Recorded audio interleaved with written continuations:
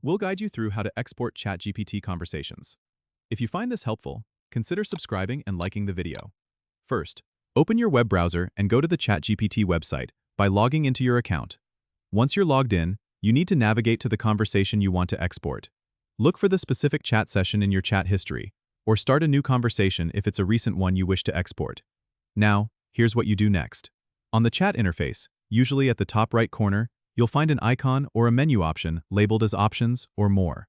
Click on this to reveal a drop-down menu. In this menu, look for the option that says Export Conversation or Similar.